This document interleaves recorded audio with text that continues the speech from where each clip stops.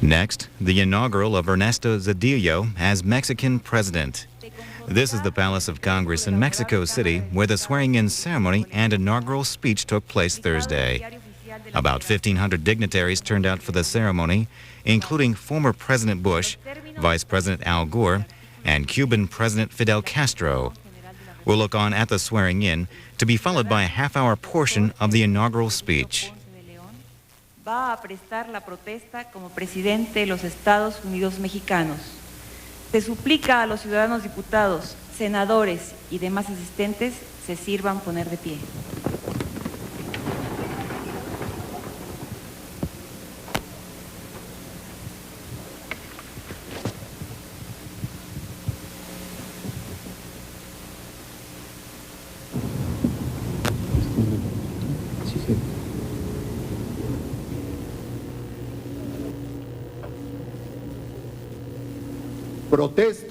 I swear to safeguard and to enforce the Constitution of the United Mexican States and the laws that are written there, to loyally and patriotically fulfill the office of President of the Republic, which the people invested upon me, while seeking the well-being and prosperity of the Union.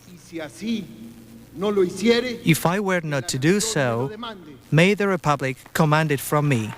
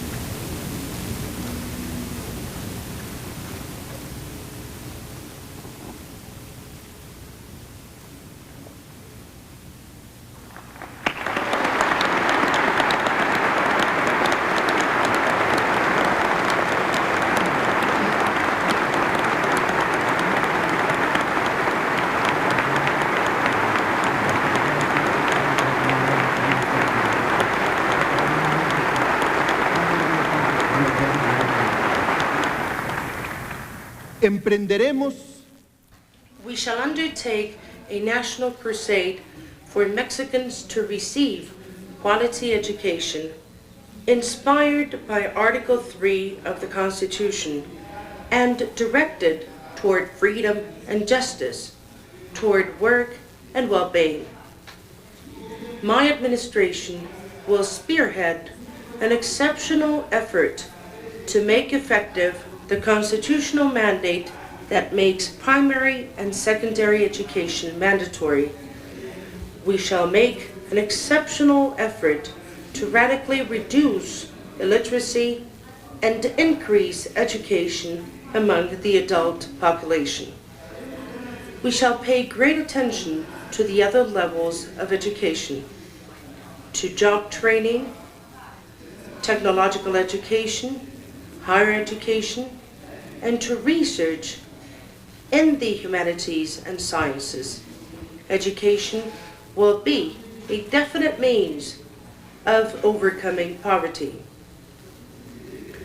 As President of the Republic, my highest duty and my strongest commitment is the fight against poverty, that poverty in which millions of Mexicans live. Poverty is the most painful burden in our history and confronts us every day with much that remains to be done. Our greatest commitment, therefore, must be to those who have the least. Now that we are able to build a more prosperous Mexico, we must and can make it a more just Mexico.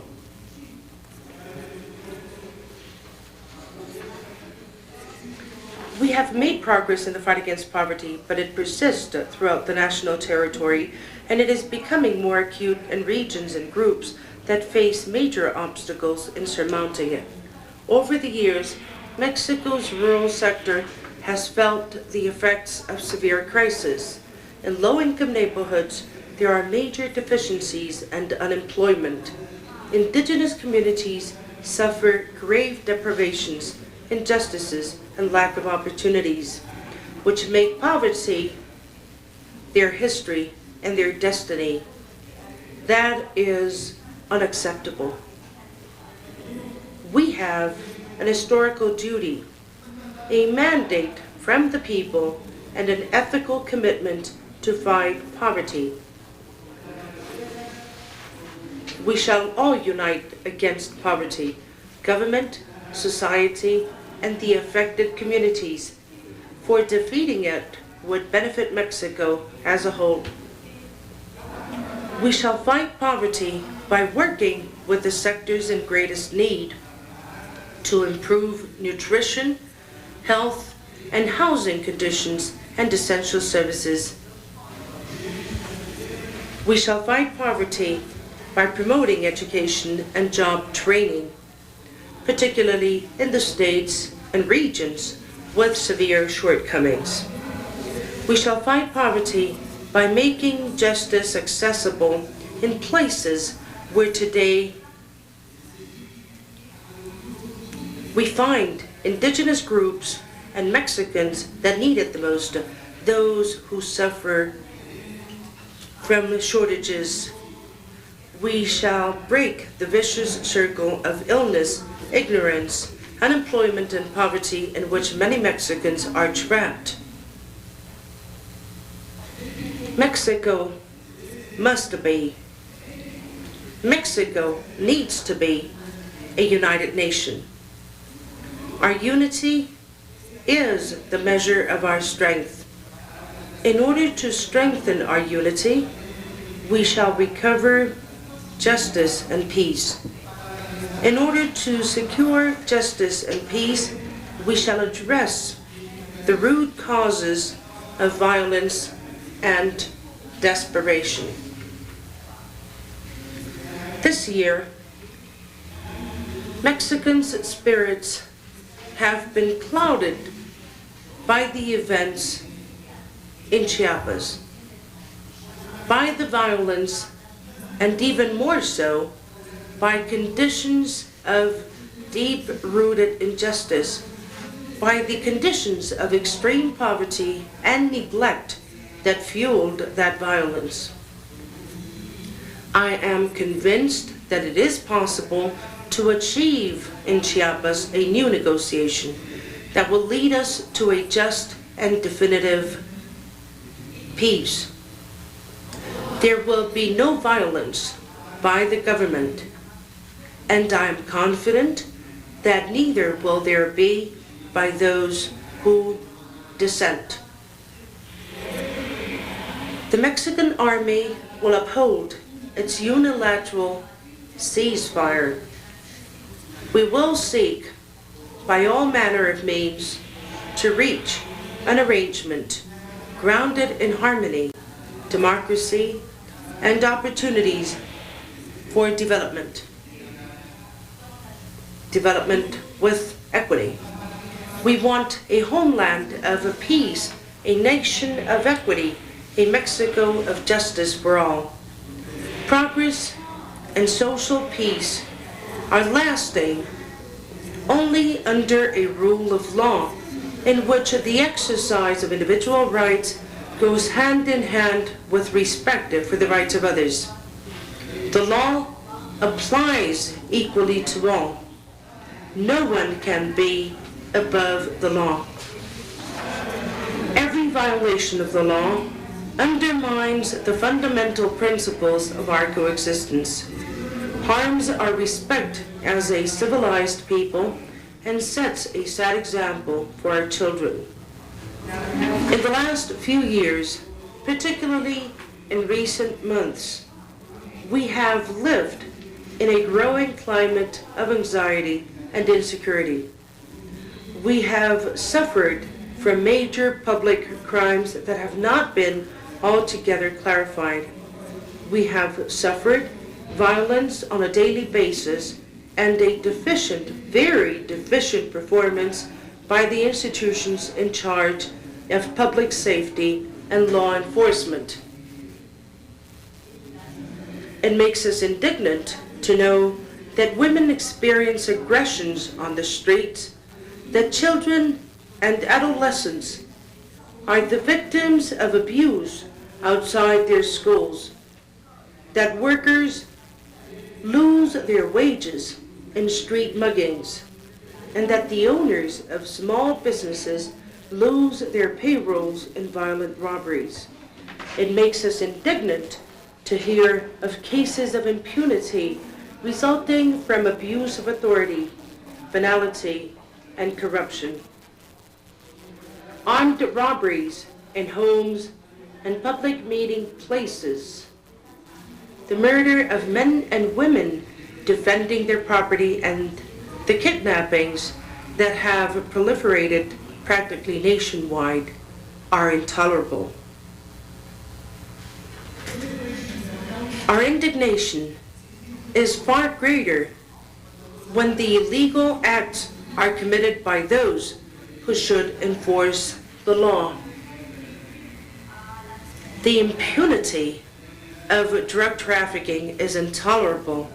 Drug trafficking is the greatest threat to national security, the gravest risk to the health of society, and the bloodiest source of violence. Today, more than ever, Mexico must be a country of laws. That is what everyone, everywhere is calling for, and that task will demand effort, discipline, firmness, and perseverance. Solutions, we know, will take time. We must therefore begin working on them right now. It is essential that the Constitution and the legal orders stemming therefrom be fully observed. It is necessary for the authorities to act in line with the regulations, for rights to be recognized and discrepancies settled in accordance with the law. The efforts of several generations, all the work of our own generation, the whole of our children's future may be lost if we do not succeed in consolidating ourselves as a country of laws. We cannot place our expectations, all our expectations, in the certainty of the law and live in the uncertainty of its enforcement. We Mexicans need, want, and demand an effective system of justice. We want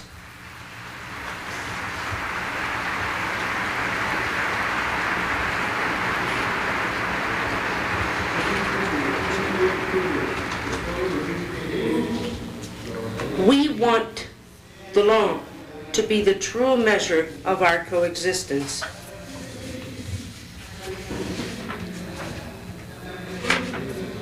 In order to tackle the rampant crime, the frequent violations of civil and human rights, and the grave public insecurity, we will take on an in-depth and genuine reform for the institutions in charge of the procurement of justice.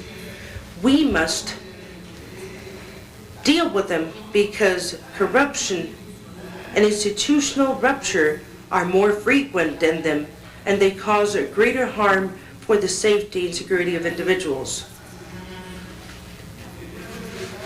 The brutal murders and assassinations of two of Mexico's most outstanding public figures have deeply hurt the citizens and have sown the seeds of concern and doubt regarding some institutions. And we must admit it, they have divided the people of Mexico. Thus, Thus far, the investigations have not been to the entire satisfaction of society. We, the people of Mexico, want to be sure that we will know the truth. At this moment, I am specifically instructing the Attorney General of the Republic to significantly increase, with full force, the investigations and inform the public of the progress made until the investigations come to an end. And I will repeat, we will not rest until justice has been served.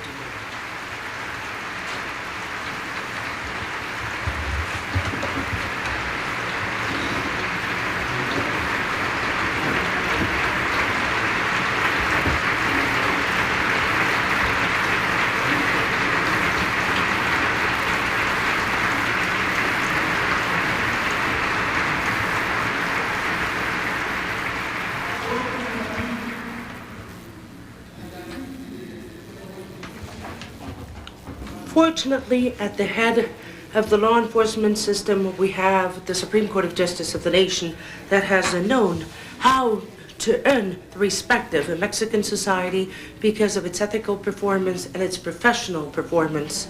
In the last few years, we've seen how this justice system has been strengthened as a body responsible for looking after constitutionality of the acts of public doing. Today, we must further strengthen that nature. A judicial branch with a renewed strength. It will be consolidated as a factor for democratic balance between the various branches of the Union and will award with highest values of the Mexican legal tradition to the whole system, law enforcement system.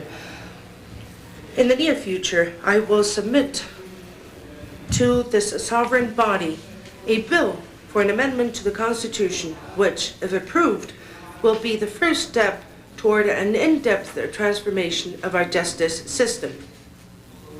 I respectfully invite the Honorable Congress of the Union to examine and, where need be, enhance this initiative in order to attain a more independent and stronger judicial branch, better able to fulfill its obligations. I am determined to head the creation of a nation where rule of law prevails as the Mexicans deserve, and I will do so by presiding over a government of laws within the framework of a strengthened democracy that will renew the life of the Republic to ensure participation, to encourage respect, and acknowledge plurality.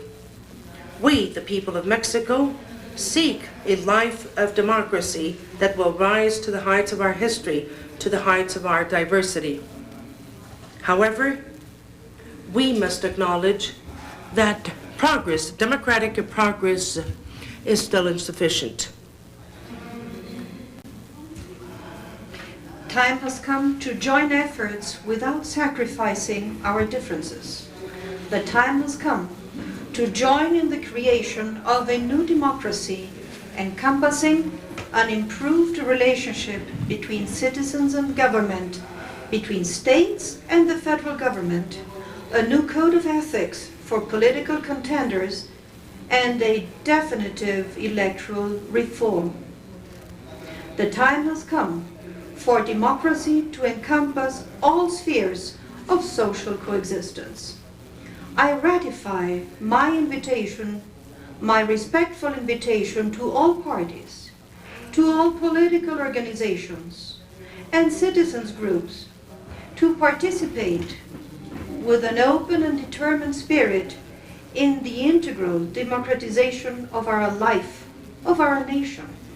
The facts will allow us to create a presidential regime where the other branches of the state provide a balance.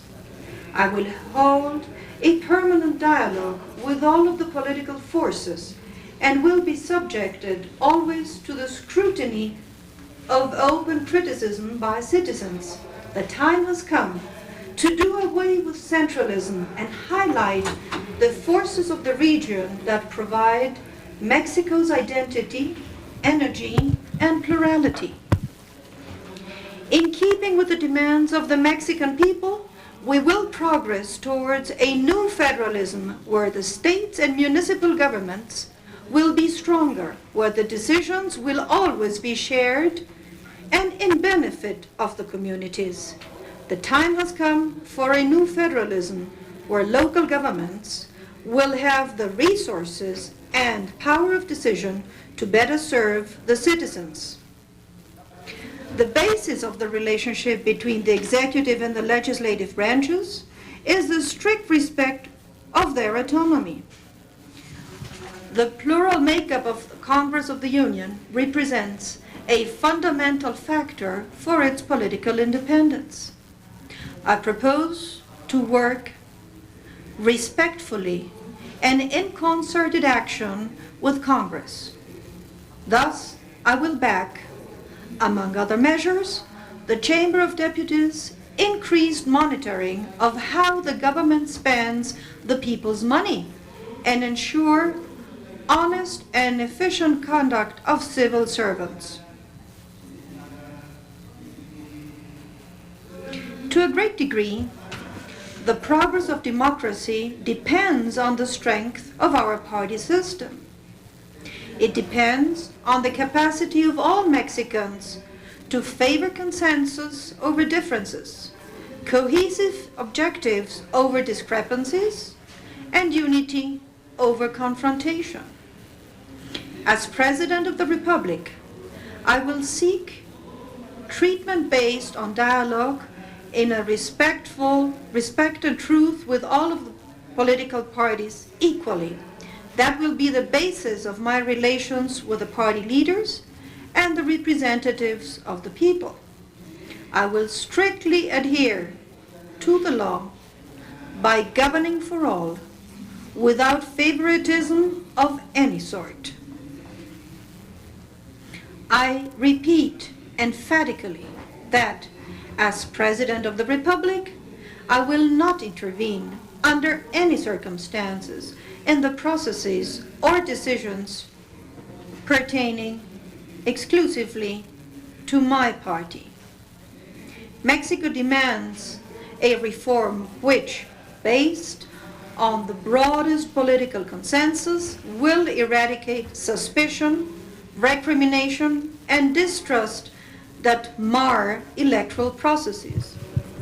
All the political forces, all the party leaders, all the social organizations may and should help in leaving behind, once and for all, the doubt and controversy regarding electoral legality. In order to carry out that definite reform, we must all be willing to address the issues, including, of course, party funding, ceilings for campaign expenditures, access to the media, and the full autonomy of the bodies of electoral authority. Electoral democracy can no longer be at the core of political debate and the cause of dispute and division. We must resolve, in keeping with the most advanced practices worldwide, each and every one of the issues still causing dissatisfaction in terms of democracy. Although this national reform will be put into practice for the first time in the 1997 federal election, we must make an effort to implement it as soon as the necessary consensus allows. Our common goal must be for the 1997 elections to be indisputable, and that we all be content with their process, regardless of the result. I will take on my responsibility to create a more equitable electoral system, and I'm sure that all political parties will understand democratic competition to be a decisive element for representing the Mexican people. Mexico wants a government which encourages democracy and responds to the demands of change inspired by justice, liberty, and peace. A change toward well-being, a change with room and opportunity for all, a change effected out of consensus and ruled by democracy. Mexico wants a government in favor of change with stability. That is the government that, as of today, I will lead.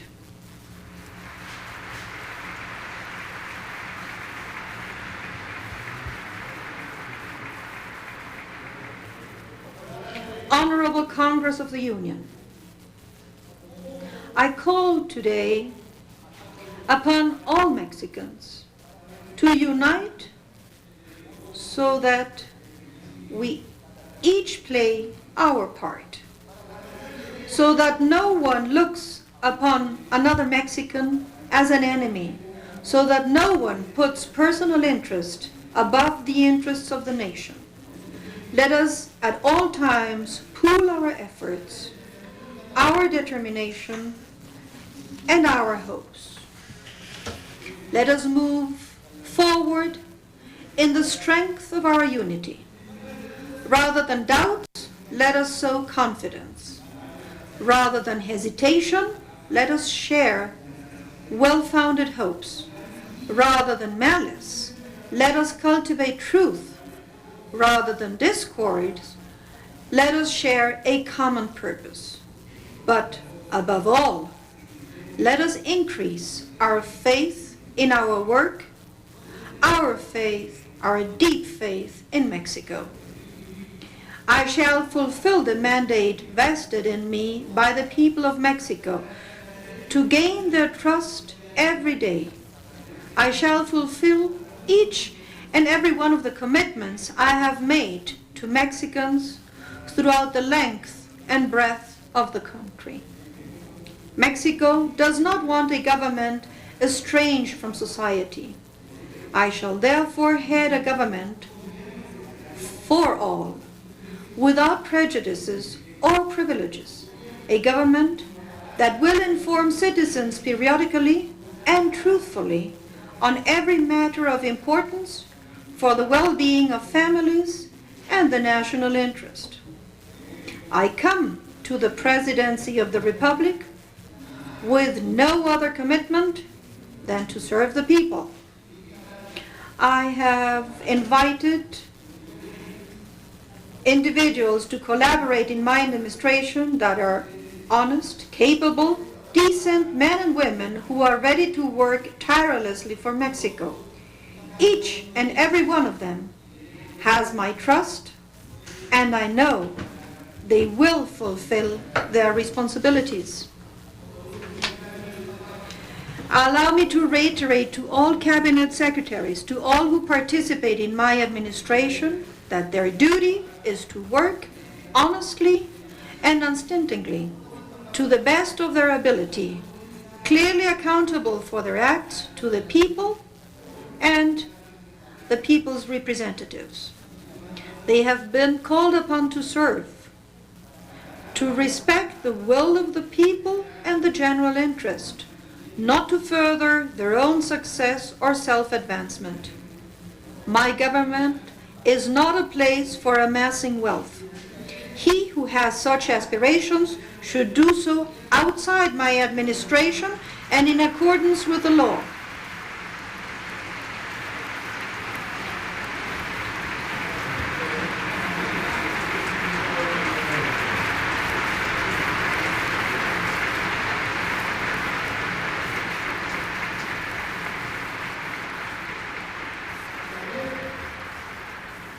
I shall govern by serving, and I shall demand that my colleagues devote themselves to service. I would like to remind all of those who serve in my administration of the words of President Juarez. Public officials must not act on their whims and must abide by the laws. They must not contrive to make fortunes nor sink into idleness and dissipation. nor devote themselves assiduously to their work, living in honest moderation derived from the remuneration provided for by the law.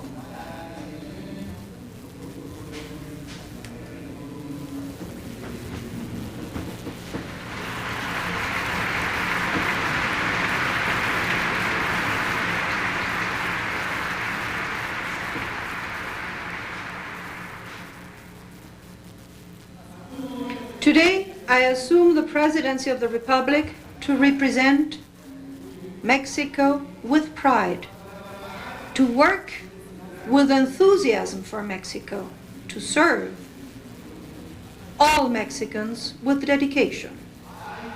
We have before us a great task that demands the united will of all Mexicans. Ahead of us lies a long road of work and hope, a lofty project for our country, the firm determination that Mexico's well-being be the well-being of all Mexicans, that Mexico's progress be the progress of all Mexicans, that Mexico's greatness be the greatness of all Mexicans. At this historic moment, let no one shirk his responsibilities. Let no one spare his efforts. Let no one fall into the temptation of letting his spirits flag.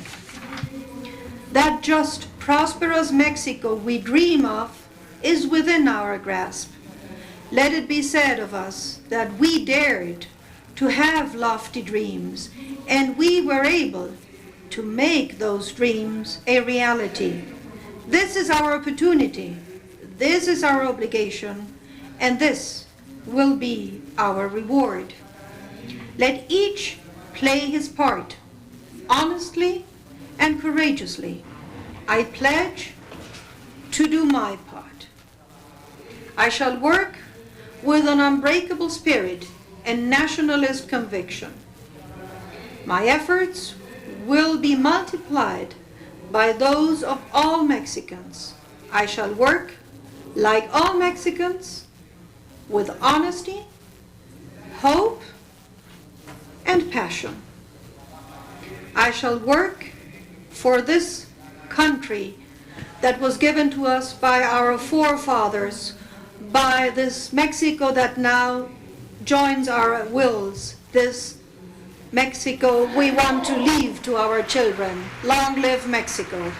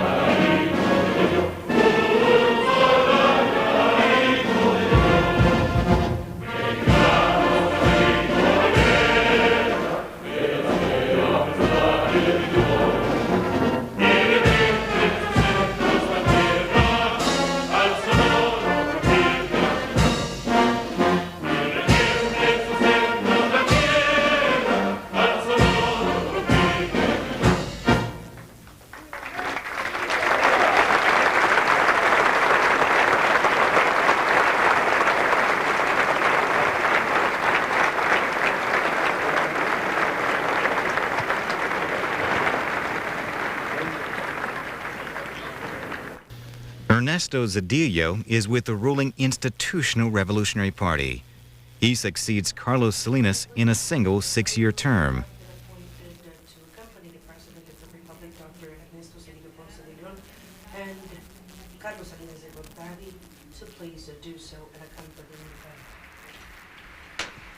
them. Next, a preview of the upcoming meeting of leaders of American nations.